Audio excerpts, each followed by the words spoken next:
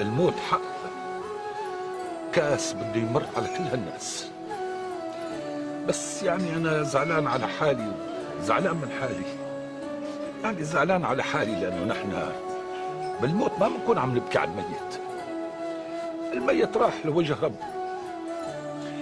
بس نحن هذه بنكون فقدنا شخص عزيز بيترك بحياتنا فراغ ما بيتعبى أبدا، ومنحس بأنه ناقصنا شيء، منبكي لأنه ناقصنا شيء. زعلان من حالي لأنه دائما بعد الموت بكتشف إني ما طلعت منيح بعيون اللي ماتوا. بندم لأني ما قعدت معهم أكثر، ما حكيت معهم أكثر، ما شبعت منهم.